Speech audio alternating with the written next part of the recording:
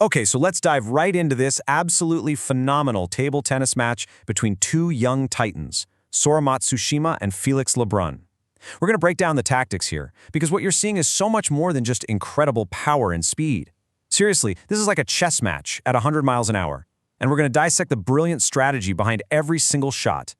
And to really get what's going on, we have to start with this quote. It just gets right to the heart of the matter.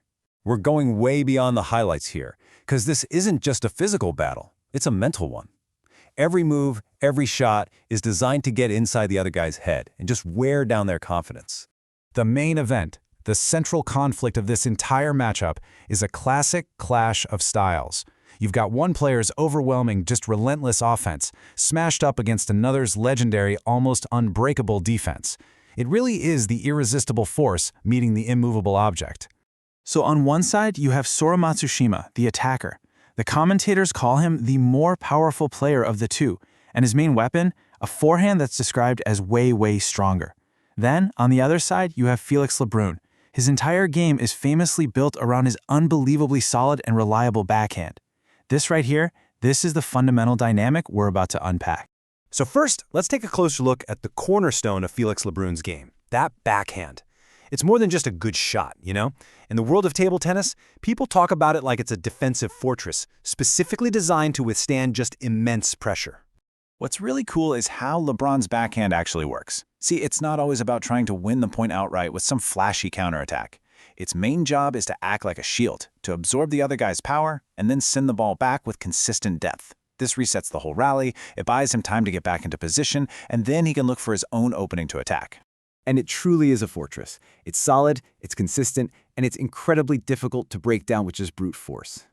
Trying to just overpower Lebrun's backhand, well, that's usually a losing game. So that begs the question. How do you attack a fortress? Well, Matsushima's answer isn't to just find a bigger hammer, no. His plan is to lay a much more intelligent siege, using his powerful forehand not just as a weapon, but as a strategic tool to carefully deconstruct the defense. Now, at first glance, you might see what the commentators see. Just pure, raw aggression. It looks like he just swings for the fences from anywhere and everywhere on the court. But trust me, hiding underneath that relentless attack is a brilliant and really subtle strategy. So this is the crucial point right here. Matsushima's forehand is not a blunt instrument, it's a scalpel. He isn't just hitting hard, he's hitting smart. He's literally dissecting Lebrun's game by constantly changing things up. The angles, the spin, the pace, always probing for any tiny little crack in that fortress.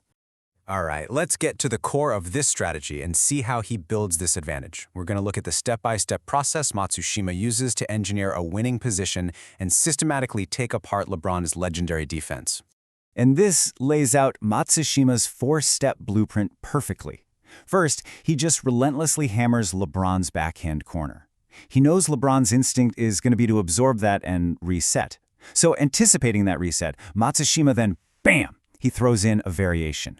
A different spin, a sharper angle, something that forces a slightly off-balance return. And that is the exact moment he's been waiting for. That one slightly weaker off-balance shot, that's all Matsushima needs. It's the very first crack in the wall of the fortress. And that tiny momentary imperfection completely shifts the dynamic of the point, giving Matsushima total control to exploit the new opening he just created. The result of all this sustained, intelligent pressure is this fascinating tactical twist. Through this precise forehand siege, Matsushima actually manages to turn Lebrun's greatest strength, his rock-solid backhand, into his biggest target. This slide captures the shift perfectly. In an ideal world for Lebrun, he's set, he's balanced, and he's the one dictating play with his backhand. But Matsushima's whole strategy is designed to deny him that setup. He forces Lebrun to constantly be stretched and off balance, turning his best offensive weapon into a purely reactive tool he's just using to survive. And that's the whole ball game right there. By controlling the pace and the placement of the ball, Matsushima completely takes away Lebrun's ability to run the rally on his own terms. He forces Lebrun into a state of always playing catch-up, just reacting to the attacks instead of dictating the flow of the game. You know, this isn't just a physical assault. It is a mental one. The constant pressure creates immense mental fatigue. Lebrun is forced to constantly guess, okay, what's coming next? A powerful loop, a sharp angle down the line, a sudden drop shot? And over time, that relentless guessing game can make even the best players' confidence in their number one weapon start to waver. So the ultimate takeaway from this first part of our analysis is that this is just a masterclass in strategy. Matsushima's win isn't just about having more raw power. It's about intelligent manipulation. It's about using his own strength to engineer situations where his opponent's legendary defense actually becomes a liability. So we've explored Matsushima's brilliant offensive game plan. But this high-speed chess match is far from over. And that leaves us with a critical question, one we'll dive into in part 2 of our explainer. What adjustments can Lebrun possibly make? How can the defender fight back, counterattack, and turn the tables on the aggressor? Okay, so when Sora Matsushima and Felix Lebrun stepped up to the table for this decider, you just knew this wasn't going to be just another match, right? This was a high-stakes tactical battle, like a chess match at 100 miles an hour. Let's really dive in and break down the brilliant strategy that sealed the deal here. And this quote, man, it just perfectly captures what this whole thing was about. It wasn't just about being a great athlete. No, this was a mental game, a strategic war, where every single shot was a question and every return was an answer, with everything on the line. So here's the big takeaway we're going to unpack. Matsushima's win, it wasn't just about him hitting the ball harder. Not at all. It was a complete masterclass in strategy. It showed us exactly how smarts and tactics can break down even the toughest defense out there. Okay, so to really get this match, you have to understand the basic clash of styles. I mean, it really all boiled down to a classic duel, right? You've got Matsushima's killer forehand up against Lebrun's legendary backhand. And what's so cool here is you can see the two completely different philosophies laid out. You've got Matsushima with his forehand fury. He's all about relentless, proactive attack, always looking for a weakness to exploit. And then on the other side, you've got Lebrun's backhand fortress. His whole game is built to just absorb all that pressure, reset the point, and then boom, wait for his chance to counter. Yeah, and this comment from the match really sets the stage. Everyone going in knew that Matsushima's forehand was his key to winning. The big question, though, was how was he going to use it against the defense as rock solid as Lebrun's? All right, now let's get into how this all actually worked. Because this is where the genius of Matsushima's game plan just shines through. It's not that he used his best weapon, it's how he used it. And this is absolutely the key.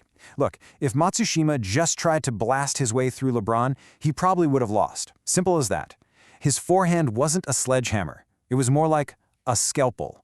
He was performing surgery, not demolition. So much more than just raw power. So how did he do it? With just incredible variety. He wasn't just hitting it flat and hard over and over. Nope. He was constantly changing the angles, then all of a sudden he'd slow it down, then he'd use this super smart placement to poke at Lebrun's backhand corner or jam him up in the middle. The entire point was to never, ever let Lebrun get comfortable, always forcing him into these awkward, off-balance spots. And this whole attack, all this variety, it had one main goal: lay siege to Lebrun's biggest strength. He was there to systematically break down that backhand fortress, piece by piece. So, when we say the fortress defense, what are we talking about? Well, it's basically Lebrun's go-to move, especially when he's under pressure. He uses that incredible backhand to just soak up the pace, push the ball deep, and pretty much hit the reset button on the rally.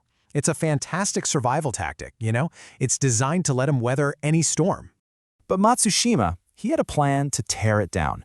So step 1, just keep probing with that forehand, mixing it up. And that pressure, eventually, it forces a weaker backhand from Lebrun. Maybe it's not as deep, or it's a little wider than he wants. And Matsushima sees that in a split second, and bam, he attacks that new angle. And just like that, Lebrun isn't in charge anymore. He's just reacting. The whole feel of the point just completely flips. And this just nails the physical result of all that pressure. I mean, you could literally see it happening in real time. Shot after shot, Matsushima was just pushing Lebrun further and further back from the table, taking away his control, making him play from a way weaker position. But here's the thing, the battle wasn't just physical, not even close.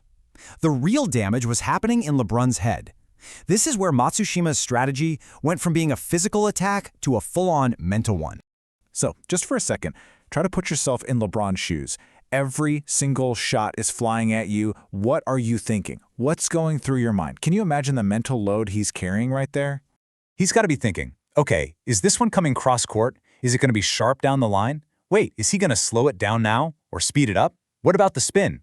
I mean, that constant guessing game is it's mentally draining. And that's what leads to that split second of hesitation, which leads to a mistake. So here's the bottom line. The whole point of all this pressure was to completely flip LeBron's mindset, to take him from his comfort zone, where he's managing the point, he's in control, and throw him into pure survival mode. And when you're just trying to survive, that's when even the best players in the world can be beaten. So, when you put it all together, what we saw was just a total masterclass in how to apply pressure, and more importantly, how to keep it on.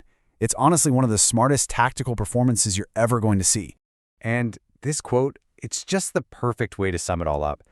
Matsushima's forehand wasn't a sledgehammer he was using to beat down his opponent. It was a scalpel. He used it with incredible precision to just dissect Lebrun's game, find that one weak spot, and then just go after it over and over. At the end of the day, this was a win for intelligence. Matsushima won because his game plan was better, and he pulled it off perfectly. He didn't just out-hit LeBron, he completely out-thought him, outmaneuvered him from the first point to the last. And that really leaves us with a pretty deep question to chew on, right? And it goes way beyond just table tennis. In any competition, what's actually more powerful? Having the best weapon, or having the strategy that completely shuts down your opponent's best weapon? Definitely something to think about.